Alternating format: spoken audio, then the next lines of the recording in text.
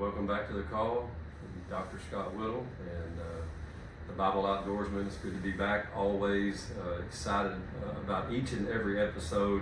We've got so much stuff always to talk about, and we have some of our best conversations in Scott's office that never make it to the podcast room. And so, but yeah, good to be back, Scott. I'm excited. You look good, man. It's been a crazy week, has it not? It has been insane. Not just what's going on around the world, but I mean, here in our little world, it's been a crazy week. And so the rain's never going to stop. I feel like I wake up every day in Seattle, like I'm living somewhere in some rainforest. But whoever's praying for rain out there, if you'll revert that and start praying for my finances, that would be amazing. And so, it's good to be back in the studio. It's good to be back in the podcast. You guys are asking for more and more, and so we're going to try to produce more and get more out to you. Had a lot of great positive comments that I seen on our last podcast, which was just raw, real, and just untamed. Chaos and confusion. Yeah. So if that's an understatement. We had Scott's grandson Asher in with us on the last podcast, and Scott was like, "No, I'm not even going to edit. I'm just going to let it be," because people need to see how real it is. And so, but it was fun. It's always fun to have Asher in here, and we got a new guest. That's right. Yeah, we're excited. We got our little sidekick, our hunting partner, our Scott's protege, been Scott's protege for a while now, and so good to have Tanner Morgan in with us today. And so we've been looking forward for this for a while, Tanner, and so welcome. Well, thank you. I'm happy to be here.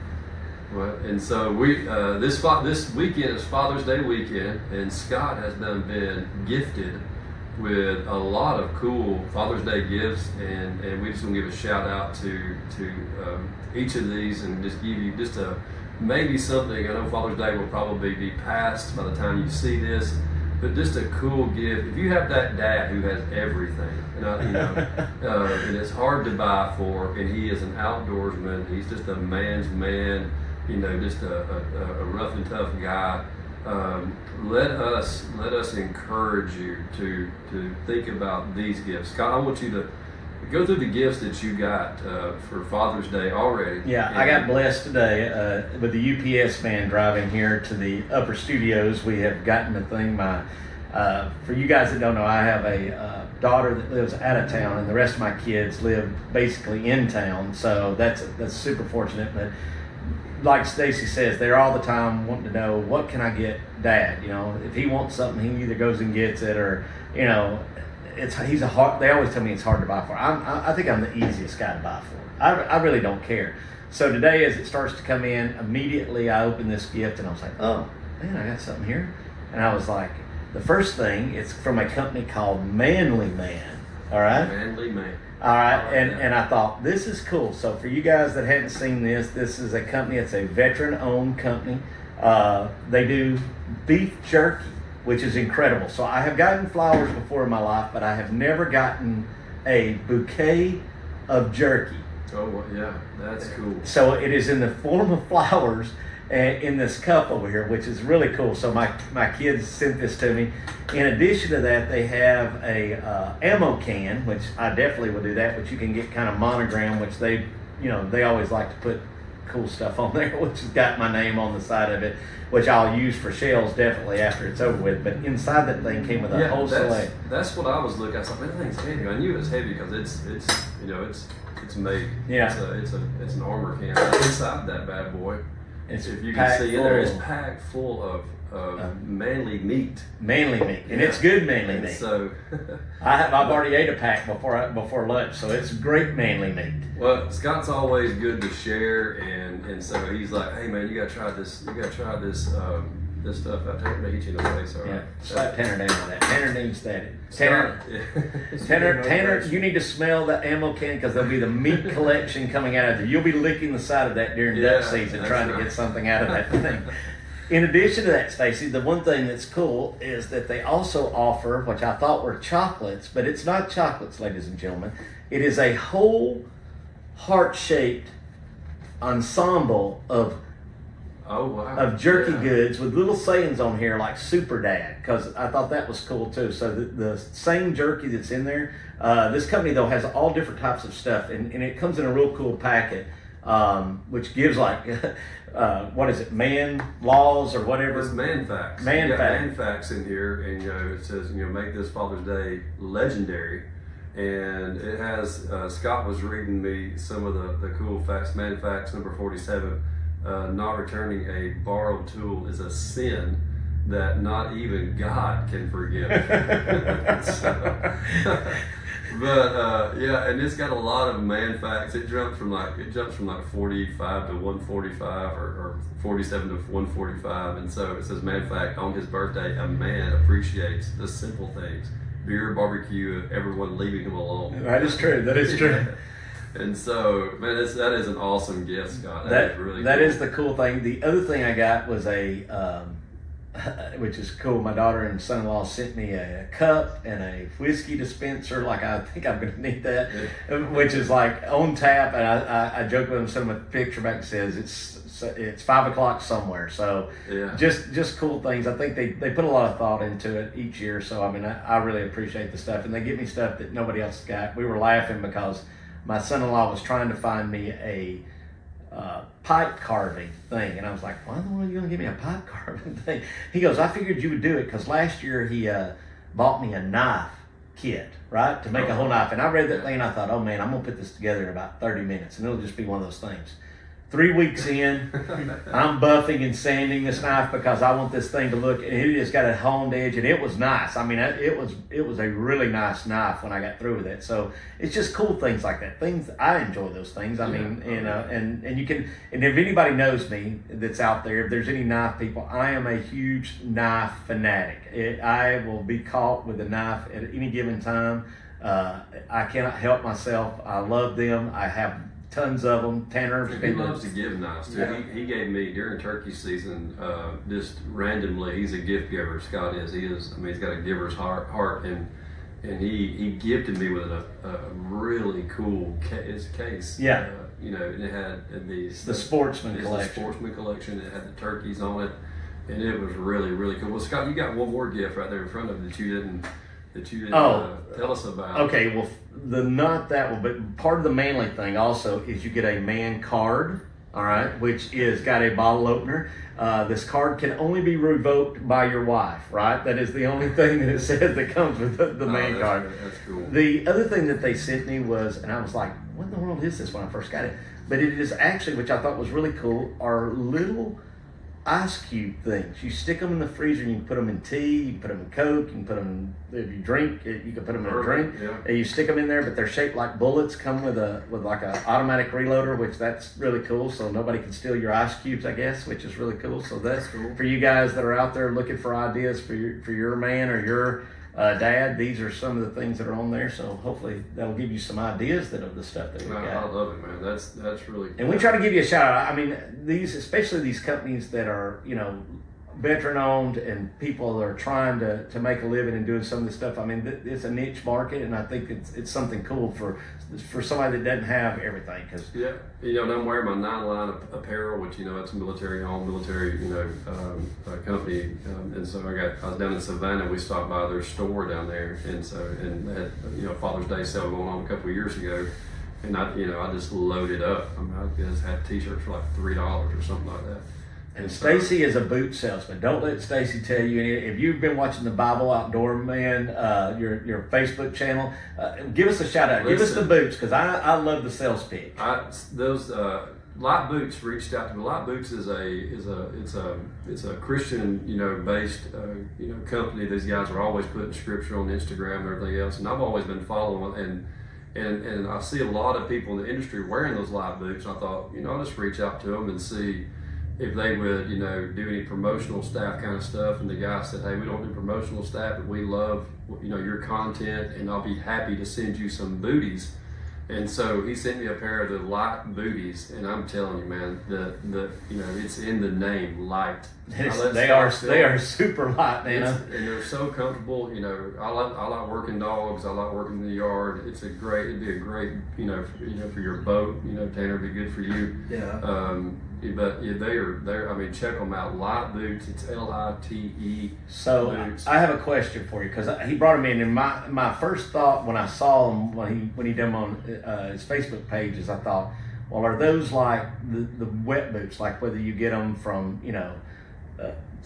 from Academy or if you get them from Dive Bomber or whatever, the little booties that come in there, and that's what I thought they were, but they're actually not like that. They're actually kind of the I'm going to say the weight consistency of like a pair of Crocs is what they feel like. They're super light, but I mean they seem to be, but they enclose your foot. So if you were on something and you were fishing on a boat and afraid you're going to get a hook in it or something, that might be something. And if you didn't want the weight that comes with the other booties, I think that would be like Huck. That was the brand I was thinking. And if you during turkey season, I've seen a lot of people wearing them. I think Audrey, the girl that you get to hang out with during duck season. I think she's sponsored by them, but there's a lot of big names that wear them and live by them, and so they make a high boot and a low boot. Make that booty and a high boot. And I'd love, light boots. If you're listening, I'd love to have a pair of those high boots. Well, and Stacy knows. Stacy is the up and coming guy, so that's what I keep telling him. He's going to be world famous before it's over with. Well, Scott is an amazing encourager. So, whatever door opens, we'll go through it. But I appreciate that, Scott. We just have him for a limited engagement because one day when he moves on, it'll be me and Tanner. It'll be me and Tanner holding down the podcast while Stacy's on a world tour. No, I told Scott. I said, well, those are big shoes to fill. Big shoes. But I told Scott, I said, man, if I'm going, you going with me. We'll just pack this thing up and go and hit the road, bro. We'll get a called bus or something. We'll take an old bus and restore it and just start hitting. Scott ain't gonna sleep in a bus. No, I can't sleep in a bus. Outside the Marriott, maybe, but there's come a certain level as you get older that I can't do anymore. So we were laughing when Hunter Fair was on here because he spends a lot of his time in the back of his truck, and I was like, dude, I can't do that. You're into it seriously. I cannot do that. I'd have to have at least a couple of nights in a bed somewhere and let my back recover from it. Just a shower, Yeah. You have to be living in luxury. You have to live in luxury, But we have a reputation to uphold. I can't put y'all in that kind of. You know how I am, Tanner. Yeah. Tanner's been with me a couple of times in duck hunting, and I told him the last time we went somewhere and the bathroom door was coming off. I said, "What did I tell you, Tanner? We won't be staying here again. I can tell you that. But we've gone about as far as we can go with this one." Well, listen, we're fixing to dive into your and Tanner's, back relationship and things that that only Tanner knows about Scott. I'm sure we're going to discuss some hunting. We're going to discuss some. Tanner's impressed me in a lot of things. Tanner's an amazing shooter for a young man. He's trained his own dog. He's an outdoorsman. He's solely a duck hunter. He just wants to duck hunt. I'm sure he fishes and all that, but he's just a duck hunter, and he's eat up with it. Eat up. And so, do you think he's got it bad, Stacy? On a scale of 1 to 10, would he be like an 11? Probably about a 12 and a half. So, speaking of which, I just had 5 mallards at my house yesterday. so he's scouting in July or June. Oh, he'll send you videos all the time. Oh man, I've seen 2 mallards over here. I've seen it. I got a flock of geese out here right now. And if there's a goose somewhere, he's like, hey man, have you talked to that guy about hunting that goose property? He ain't gonna let you let it down. Yeah, well, I'm working on it. Well, here's the thing, dude. We've Homespun Hospice, which Scott's owner of, we were in a golf tournament for FCA here yesterday. Was it yesterday? Yeah. Yeah, yesterday. I can't remember. No, it was Wednesday. Today's Friday. Yeah, that's right. So it was Wednesday, and so we had a little foursome, a 4-person team, and it was me, Tanner, Bailey, Scott's son, and one of our nurses here, Shanna. And boy, I'm telling you, if it wasn't for Tanner, we would. He carried us. He put us on his shoulders and absolutely carried us from his driving to his mid-range game, to his, He's the hub. He's the hub of that team. He's holding it down. Yeah, and so an amazing golfer. So the sky's the limit, for his future and what he wants to do. And so we're going to talk to you a little bit. I got some questions always, and so I ain't gonna hurt you like I did Scott. I ain't put on your list. But we know that you're an avid outdoorsman. What got you into hunting? What got you into, you're a young. How old are you? 16. 16, young guy. I would say the main thing that got me into hunting would be between my dad, because he started hunting and taught me about the deer hunting and everything. And then I just kind of followed in his footsteps and I went from there. Scott got me more into the duck hunting. He was the first one to ever take me. So, and ever since then, that's what I've stuck to. Yeah. So, let's what was one of the funniest moments that you and Scott have shared in the duck woods? I would probably say whenever I shot a hen-hooded merganser on, I didn't want to shoot it, but it was the only duck that came in that day. And Scott came in behind me and water smarted it after it was belly up. So now I didn't see it. I don't know if that's water swatting. That right there, technically the duck was hovering over the water. It was a mystical bird at the time. That's the way I saw it. I heard belly up. I heard belly up. Well, Tanner and I have got this relationship. See, as he's gained in momentum of his expertise in shooting, and I have decrepitly gone over the hill, I have to rely on his eyes and his reflexes, which are cat-like. He's like a cat. So when he jumps, my first intuition is immediately to pull the trigger and point in the direction he's shooting, right? So the way I look at it is Tanner and I are killing these ducks together. These are our ducks. We are a duck killing team. That's the way I look at it. we have a shared limit. We have a shared limit. Yeah, and so that's funny. That's so funny. We had some good times this year. I hunted with Tanner several times. Me and Scott and Tanner. I hunted a couple times, just me and Tanner. And so we had some fun times. We didn't get muddy, didn't get wet, we didn't fall in, or I didn't. No, I didn't. Not yet. And so I did. and so that's just part of it. Falling is part of it. And so, what is one of the most memorable hunts that you've had, in your hunting career, as far as waterfowl? As far as waterfowl goes, probably the most recent goose hunt that we went on. It was a speckled belly hunt. I've never seen anything like that in my life. There were so many birds out there in Arkansas, Stuttgart to be exact. There's more than I've ever seen before, especially coming from Georgia. It's insane. Yeah, and so that being the most memorable, I'm sure y'all had stories on the road. Oh yeah, of course. I've heard stories, and I've shared in the laughter of y'all's stories on the road. What is one of the things that you can share with us that makes hunting special with that crew that you were with in Arkansas? Probably hunting with Terry and making him almost throw up going down the road. Just talking about snot. He'll be gagging. But here's a man that can gut a deer. Yep. I mean, he can, he does it all. Probably can, skin out a duck, skin out a turkey. Oh, he cannot stand snot. He cannot stand it. He put a snotty-nosed kid around him. Oh, he will start gagging. He just absolutely. And Tanner is so. For you guys that don't know, Tanner is a 85-year-old man trapped in a 16-year-old body. That's who it is. Tanner is really even keeled, doesn't get real emotional about things.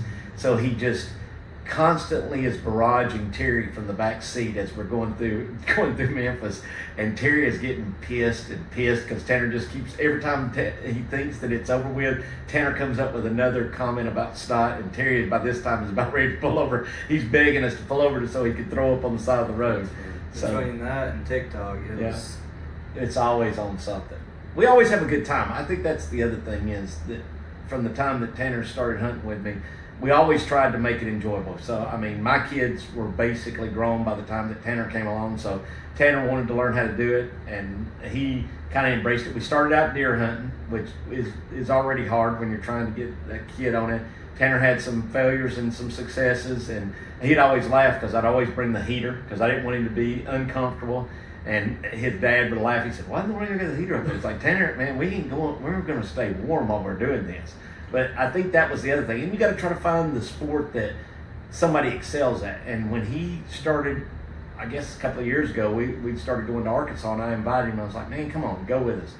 And from that point on, I don't even have to even mention it, all right? From the time that we get there to the time that we get back, it's always, well, are we doing this again next year? Where are we going this time? What's the next place we're going to go? So he is definitely a person which incites me. I mean, I get excited just because I always look, if I would have really started hunting at his age, which I didn't start hunting, I think I've told you guys that in podcasts in the past, until I was in my mid-30s. So, you know, those things, you look at all the experiences and the things, and I always tell Tanner, I said, one day when, you know, I pass away and I'm gone, now all I want y'all to do is to stand up and tell these stories at my funeral, because those are the memories that you're going to remember, the crazy stuff that we did, the aggravating of one another. And Tanner, the problem is when he aggravates, he is so easy, even killed that the people that we take with him, they cannot stand it. Which we got our other hunter buddy, which is Zach Dom. Zach, if you're listening, you know it's out there that Tanner's way better shot than you, and it took 10 boxes of cases of shells and probably 2,000 Skeet to prove it. Yeah. But Tanner just kicked him every time, and poor Zach's an ex-military Marine guy, and he just absolutely would not take no, and he was not going to let Tanner. He made Tanner stay out there all day long and shoot Skeet, and Tanner still whooped him. Yeah, I beat him every time. That's it. That's awesome. That is so good. So take a kid hunting. That's the moral to the story of this whole thing is try to do that. And you know, Tanner and I got a unique relationship. We joke about it because how old were you? I was trying to think about that the other day Whenever I started coming around, probably 10, 11, something like that. Yeah, so I mean it was on there, and I used to. His dad had some medical issues early on, and I would take him to school, and me and him. He got me playing PUBG. I'd never played PUBG in my life, so me and him would gang up on the gang and beat other people. So I mean that's the cool thing, and you see so many kids. I mean even Tanner has kids that hang around with him that want to go hunting and stuff like that, and you realize that not all the kids have somebody out there to do that with. So. You know, definitely making a difference, especially in the communities. It's Father's Day. I know on Sunday, it happens every year. Of all the guys that I've influenced or been around, I'll get, you know, hundreds of text messages. Even though these aren't my kids, I think they're of them like my kid. They'll be saying, hey, have a happy Father's Day. You just don't realize the impact that you make on these people. So I highly encourage that for you guys that are out there. If you're listening to this, do something. It benefits everybody down the road.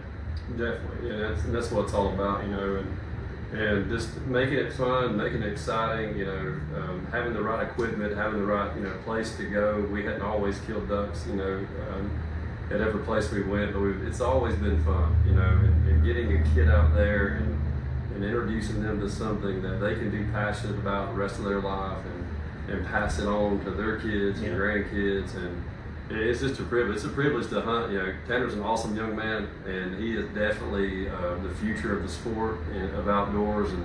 And just, you know, he's built his own duck boat. I mean, you name it. He's trained his own dog. Yeah. And so he's done it all. I mean, he's really done. We're trying to get him a turkey gun this past year. That didn't work out. So we're going to try again next year. To see if he'll do it. He'll do it. He'll go out there. I haven't been quite yet, but I hear that it's something to enjoy, and y'all like it. So Yeah. it has to be good. Well, we're going to get you involved in these men events that we're going to be doing here pretty soon, Tanner. So, you know, you're going to get to help mentor other people. That's part of our goal, is to mentoring other people. So Okay. you just don't realize that you're going to be a spokesperson that's out there. Yeah. You just don't know that. So Tanner, what would you say was the probably the toughest aspect, the most challenging aspect of duck hunting here in Georgia? Here in Georgia, we just don't have any ducks. Part of it was I was hunting at my house, and we have property, but it's right beside the house, so ducks always flared between the roofs and RVs, things like that. That just caused them to flare, so it was hard to decoy birds.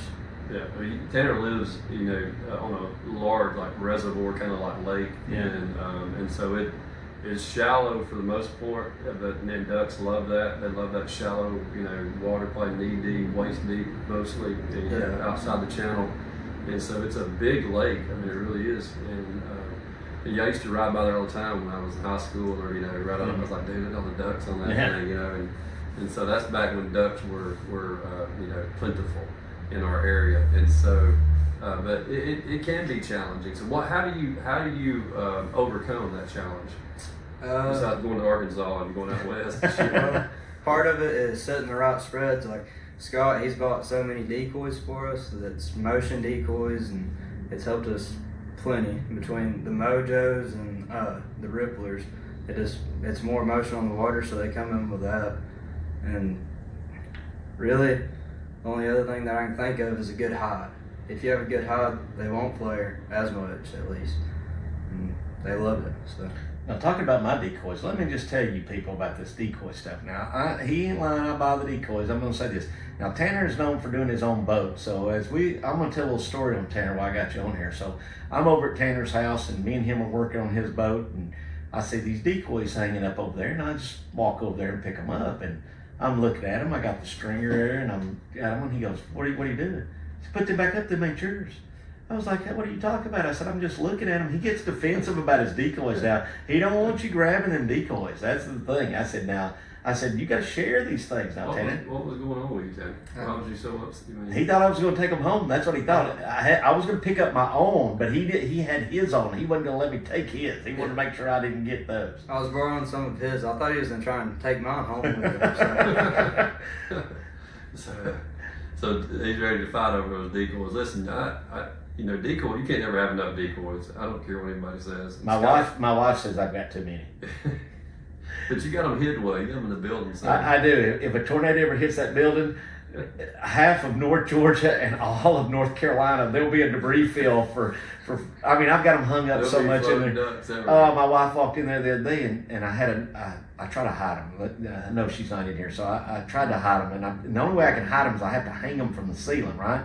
You know how decoys start taking up a lot of space, so the way I've learned to maximize them is I tie them up real tight up in the ceiling, and I've got them hung everywhere. It honestly looks like you're going in a hops room. They're hanging down there so much in that thing. You have to duck down into the building to get in there. Yeah, and the crazy thing is he's buying more. He's always buying more, and so. Well, I want the latest and greatest. I tell these guys the same thing. Once you get into duck hunting, especially in Georgia, because the odds are not in our favor, but we have to maximize the odds, which is, if they come out with something that's new, I want to try it. Maybe it's the latest, greatest thing, right? So we get it, or we have to try it to see if we can increase our odds. If you're not always going to get your limit, and even if you get half your limit, first of all, our shots have got to be great, right?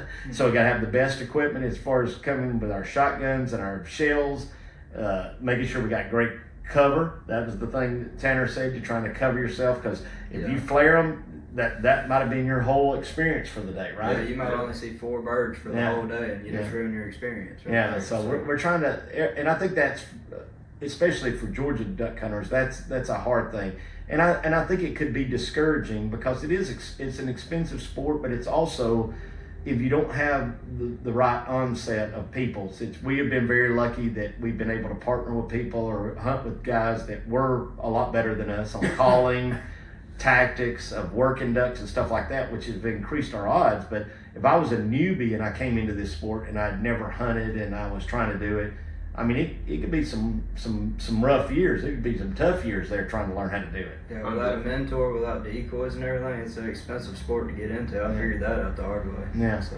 It is. It's very expensive, and it seems like it gets even more expensive every year. And they're always coming out with new stuff that we've got to have.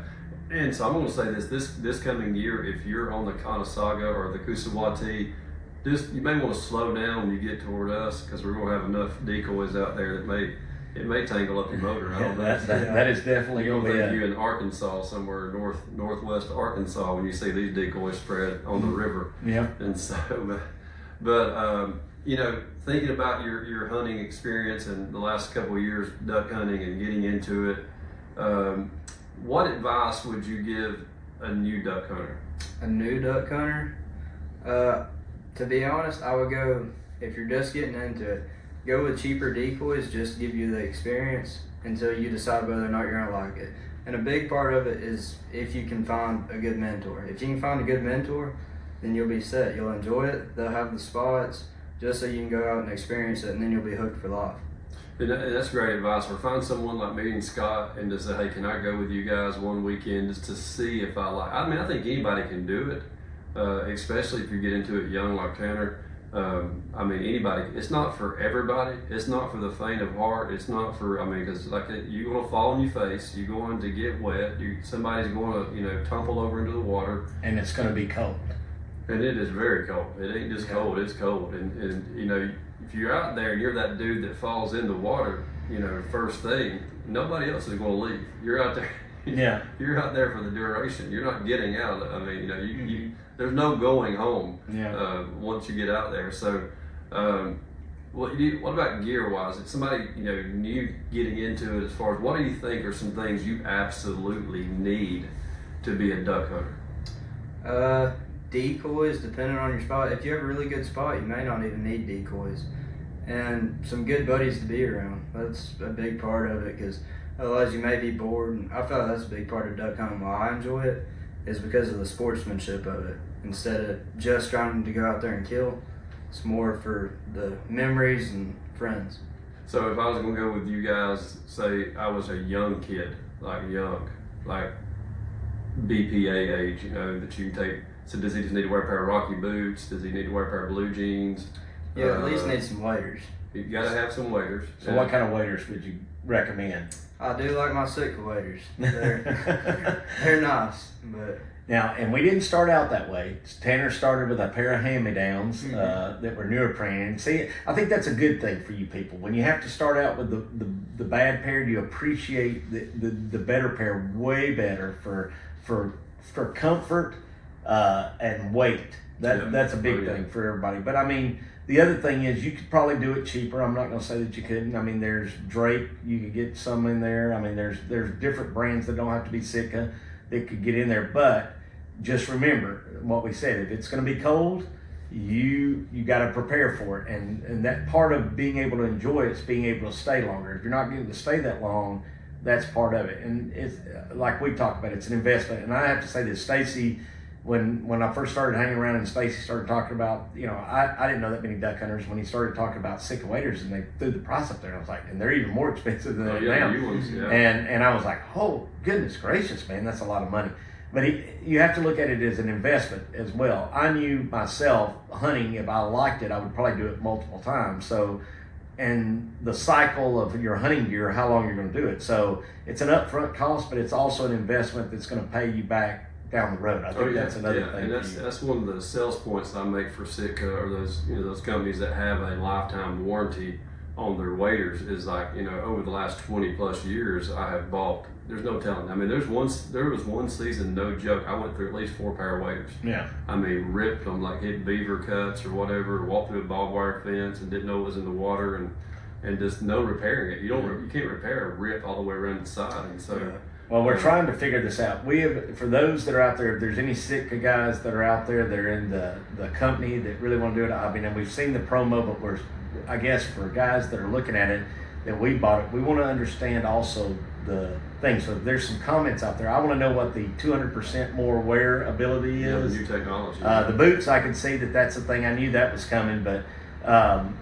I'm wondering if the reinforced knees and that, I mean, is it really worth that much more money for the new pair? I mean, for people that have already invested, and we've got some people that I know are going to spend that money, but for the guys in Sitka, I don't know if the promo on the ads do that much to really enforce that to the hunters that are already invested in that. So any information, if y'all want to make comments, we'd love to have more, and we'll bring it out to everybody. Yeah, and I've watched some of their ambassadors, share what, because they got their new ones in and all that, like Daryl Moore with 24/7 Hunt, Renard Moody with 24/7 Hunt. Those guys are ambassadors for Sitka. I think there's several people I've watched. Stacy, why are we not in ambassadors? Listen, you got, if anybody has the connections, Scott Whittle has the connection. He has a friend that works for, like, high up for Sitka. Yeah. And so I think we need to reach out to him and ask him if we could all be ambassadors. We need to be ambassadors. I don't know what that means, but I want to be an ambassador. It just sounds fun. It just it's like being an ambassador for Christ. You just represent. And we represent. I mean, we represent,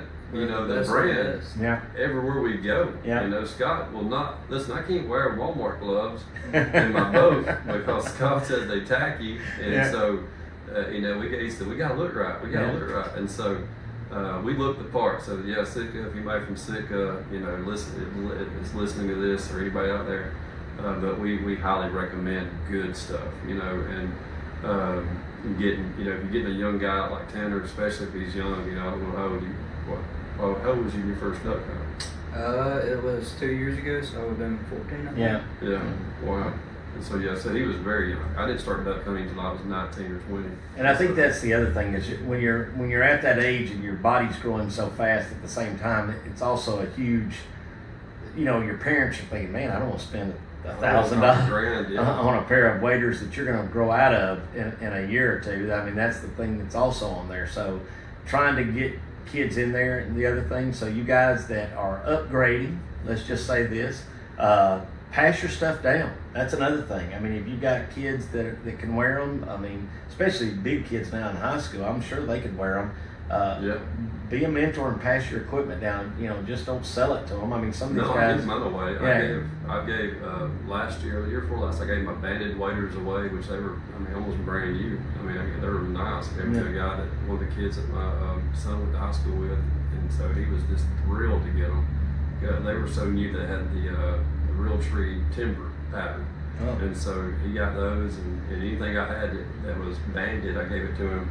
And so I wouldn't sell it to him, just give it to him. Yeah. To get him into it. And so, but Tanner's went as far as training his own dog, and so he got a pup from a friend of ours.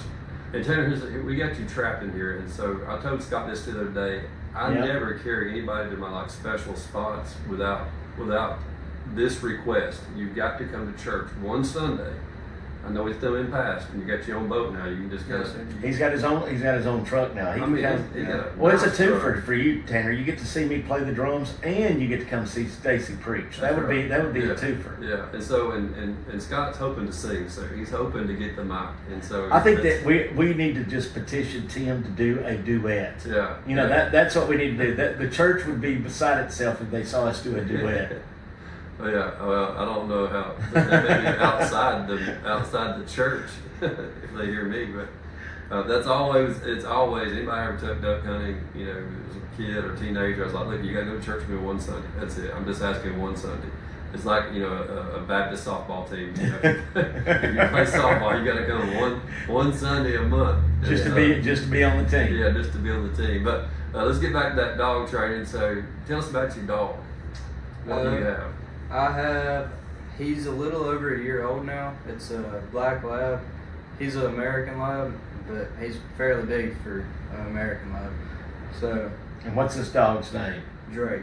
All right. Drake. Yeah, and so, I'm just amazed that he's American. I really am, because he's got a big box head, like an English British lab, whatever, and so he's a horse. He's a big old dog, and so Tanner came to the house.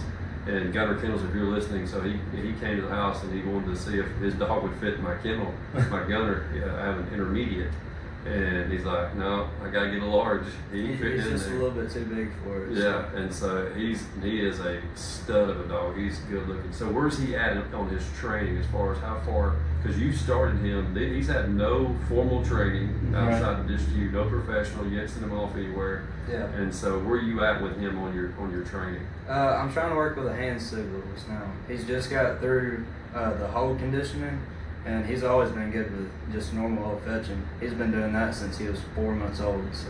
Yeah, is he steady pretty well as far as you know? I always work with him with guns. I'll just go out there by our lake and shoot a couple rounds, get him to heel beside me, and then let him go, throw out a bumper.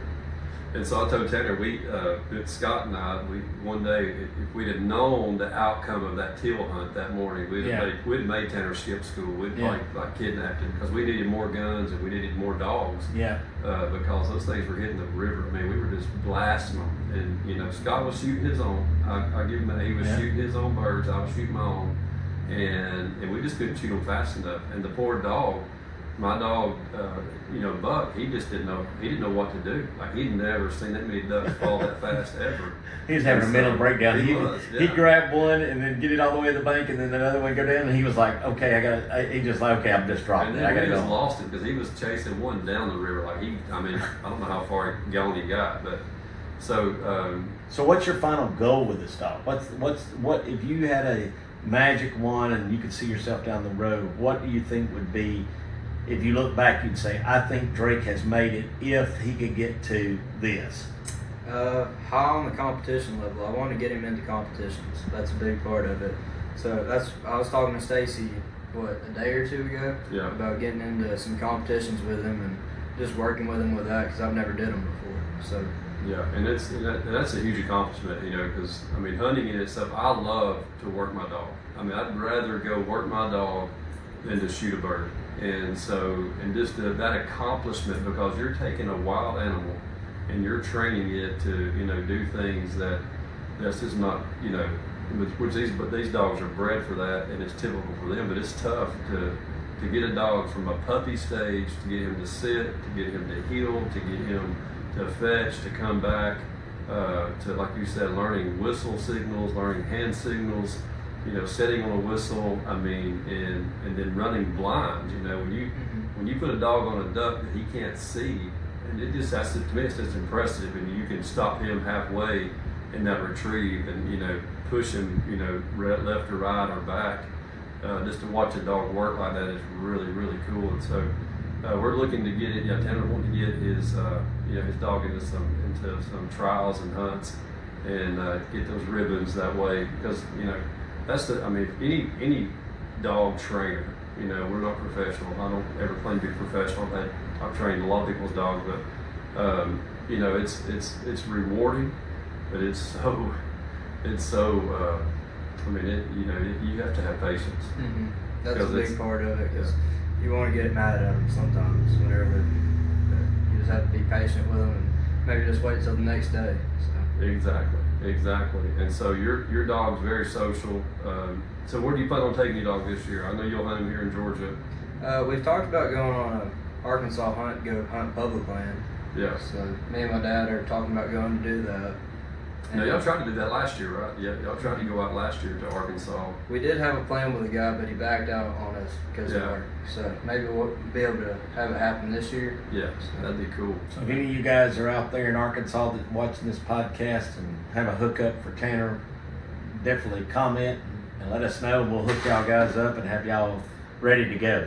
I used to, Scott, you know, this past season, Scott would just crack me up. He would, we'd take my female a lot, and he's like, look at her, man. She just won't even look, she won't even look us in the eye, because we missed so many birds. She was shamed. She was like, you guys are awful. Come on. Look, get me out here in the cold, wet. Look at y'all miss those ducks. Scott would have to, he would have to pet her and I love her on her all the time. Almost like a counseling session all the way back. I do love that dog. I do. I'm guilty of the love. I mean, I'm just a dog person at heart, so that's my weakness. I love to pet them and hang on to them. Yeah. Well, Tanner is a man with many hats, and so Tanner also is a part of a shooting team. He shoots skeet, and let's talk about that, Tanner. I know you just had a competition not too long ago here in the state of Georgia, right? How many people were in that competition? We had, I believe, 1,000 people. 1,000 people in Savannah. How did in Savannah, Georgia? Mm-hmm. So how did you end up with that? I think I got within 100. It was top 10%, and that was my first year doing it. That's amazing. That's amazing. And so we've seen that. We went to the governor's gun club a couple of weeks ago. Scott took us all down there and treated us down there for night, and Tanner wore us out. I mean, just wore us out. And I didn't shoot my best that night either. So. See, now he's gonna do this. Yeah, he's one up in you now. Yeah, and so just for the audience, tell them how much do you probably shoot in an average week, just to kind of give people an idea. In an average week, if I'm doing my 4-H, I probably shoot 200 rounds every week. Yeah, that's between. Yeah. So I don't know if the average person out here is cracking off that many rounds on the thing. So I mean, he definitely gives a shotgun a warm welcome. That's it. Yeah, that last shotgun I had, it did not stand to the test of time. And we have upgraded Tanner now. So Tanner, that's another thing I wanted to ask you. Tanner, what was it, yesterday or the day before? We got a Muller choke in. We did a swap out for him in an A5, and he's out there popping that Muller choke. How did you like the Muller choke? Tell people what you thought about the Muller. I love that Muller choke. That was my first time ever shooting one, I think. So the spreads are great. I went out to my house and shot some skeet, and it was tight spreads and it was consistent. That's a big thing, is just being consistent with choke tubes. So it is a definite difference, though. Mm-hmm. I always tell everybody, if you've never shot one, we did a promo last podcast on the Muller chokes. For guys that are looking for that, even if you're not shooting competition, but in the waterfowl, turkey, whatever, they got it for everything. And I know when you look at the price, you're thinking, man, is it really that good? It's that good. I'm just going to tell you, take somebody's word for it. That before I started shooting, I mean, especially if you're shooting the skeet and you really are on target, the one thing you will notice is it will absolutely pulverize a clay target. There will not be anything. It'll make powder out of that thing. That's what it'll do. Yeah, I just posted some videos on that at my house practicing skeet, and I was shooting good with it. So. Yeah. Like dust clouds. I mean, Yeah. just like Scott said, there was nothing. Like it just went to dust. And so yeah, I saw those were good videos. So what is your training regimen? How often, to improve your skills? How often do you think you need to shoot a week, like in your off time? Like, In my off time, well, I do competition, so I'm shooting at least 200 rounds at least every 2 weeks. Yeah. So. And so when it comes to skeet shooting, what's your favorite style of skeet shooting? Because I know there's different styles, right? Sporting clays, yeah. I shoot sporting clays, modified trap, and skeet, which is skeet is way different. I've only did it one time. I enjoyed it, but it's definitely a lot different than I ever have before. Sporting clays is for sure my favorite. After that, I think modified trap, just because I did it so much, skeet, and then normal trap. That's cool. That is so cool. So what style of gun are you shooting right now? At the moment, I'm shooting Browning A5. I love that gun. Yeah. Oh, those are, I mean, that got kind of weird there for a minute. I know it. That's the other thing. Tanner doesn't say He love Barrett. blushed. He When he blushed when he on thought that. he got emotional, I felt a little tear come down his eye after that one. We joke about it because after Tanner almost destroyed his other gun because he was shooting it so much, he had to borrow one of my guns, and he goes, I really like this gun. This gun's really shooting good. I was like, yeah, I know that gun's shooting good. I'm a big Browning guy, so I like Brownings too. But I think it's not for everybody. But I think people that shoot a certain style, Tanner and I are I think he's a lot more competition now than it used to be. When we started, he and I would approach the targets the same way, and I think that the A5 is just, for me, it's a gun that easily lines up in my eyesight for sure.